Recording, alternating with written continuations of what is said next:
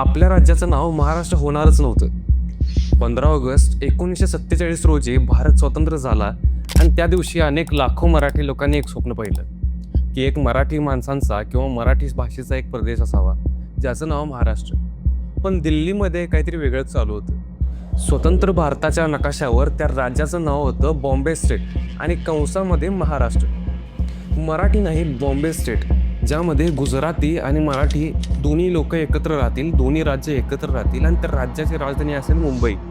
अनेक लढ्यानंतर, अनेक बलिदानानंतर मराठी माणसांना सांगण्यात आलं की तुमचं राज्य असेल पण त्याला मराठी म्हणता येणार नाही किंवा त्याला महाराष्ट्र म्हणता येणार नाही. मग काय झालं, कोणी लढलं, कुणाच्या बलिदानामुळे आज महाराष्ट्र हे नाव आपल्याला आज मिळालं.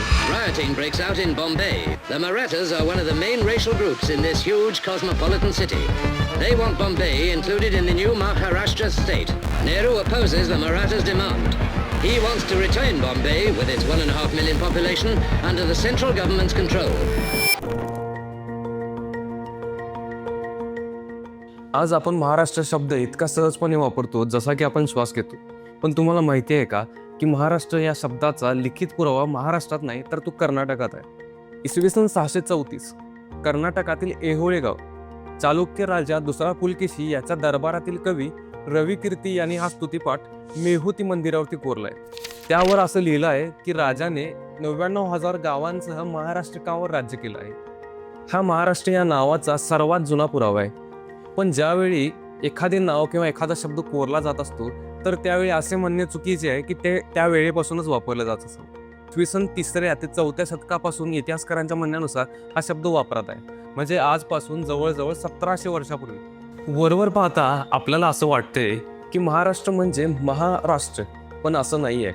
उत्तरेकडील आणि दक्षिणेकडील अनेक राज्य बघितल्यानंतर महाराष्ट्राचं नाव हे थोडं वेगळं वाटतं आणि याचा नेमका अर्थ काय हे आपण जाणून घ्या.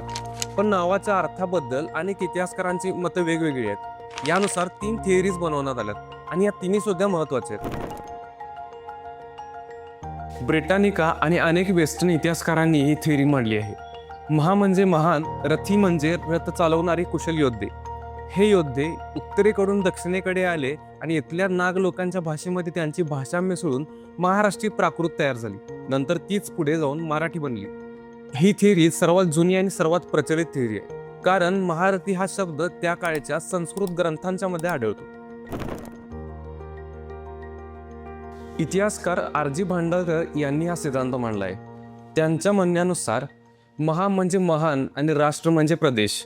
डेक्कनमधील हा प्रदेश राष्ट्रकूट, चालुक्य आणि सातवाहन या साम्राज्यांचं घर होतं. व्यापार, संस्कृती आणि शिक्षण या सर्व दृष्टीने हा प्रदेश उर्वरित भारतापेक्षा अधिक प्रगल्भ होता. त्यामुळे अशा प्रदेशाला महाराष्ट्र म्हणणं अगदी स्वाभाविक होतं. तिसरा सिद्धांत असं सांगतो की महाराष्ट्र हे नाव राष्ट्रकूट राजघराण्याशी जोडलेलं आहे. राष्ट्रकूट राजे स्वतःला महाराष्ट्रिक म्हणून घेत. इसवी सन 753 ते 952 या काळात राष्ट्रकूट हे भारतातील सर्वात शक्तिशाली साम्राज्यापैकी एक होते. त्यांच्या काळात या प्रदेशाची ओळख महाराष्ट्र म्हणून इतकी दृढ झाली की ती कायमच राहिली. एखादा शब्द किंवा नाव आणि भाषा हे एकमेकांचे संलग्न असतात. महाराष्ट्री प्राकृत हे सातवाहन काळातील म्हणजे इसवी सन 230 ते 220 या काळातील सर्वात लोकप्रिय भाषा म्हणून ओळखली जायची. त्यावेळच्या संस्कृत कवींनीही आपले काव्य ह्या भाषेमध्ये लिहिलेलं आहे. सातवाहन राजा हाल याने गा सप्तसई या नावाचं काव्य महाराष्ट्री प्राकृत मध्येच लिहिलेलं आहे. यामध्ये 700 श्लोक आहेत. पण पुढे जाऊन हळूहळू 8व्या ते 9व्या शतकामध्ये महाराष्ट्री प्राकृत ही थोडी थोडी बदलत गेली. तिची रचना बदलली, तिचे शब्द बदलले आणि पुढे जाऊन मराठी बनली. मराठीतील सर्वात जुना शिलालेख म्हणजे इसवी सन 975 साली कोरलेला शिलालेख हा महाराष्ट्रात नाही तर तो कर्नाटकातील श्रवणबेळगोळ या गावामध्ये आढळतो. म्हणजे मराठीचा पहिला शिलालेख महाराष्ट्रात नाही तर तो कर्नाटकात आहे.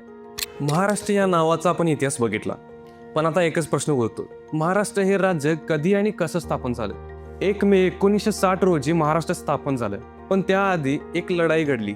ती इतकी तीव्र आणि रक्तरंजित होती की तिला विसरणं म्हणजे आपल्या मुळांना विसरणं आहे. स्वातंत्र्यानंतर भारत सरकारने ठरवलं की राज्यांची पुनर्रचना भाषेच्या आधारावरती होईल. म्हणजे आंध्र प्रदेश झालं, केरळ झालं, कर्नाटक झालं. पण मराठी भाषिकांना सांगण्यात आलं की तुम्ही गुजराती लोकांसोबत बॉम्बे स्टेटमध्ये राहा. पण मराठी माणसाच्या मनात एकच विचार होता, मुंबईसह स्वतंत्र महाराष्ट्र. 6 फेब्रुवारी 1956 मध्ये संयुक्त महाराष्ट्र समिती स्थापना झाली.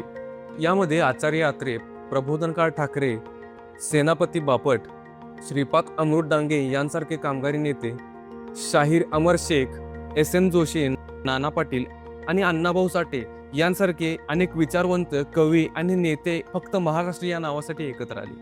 21 नोव्हेंबर 1955 रोजी मुंबईमधील फ्लोरा फाउंटन येथे अनेक मराठी माणसं जमली होती.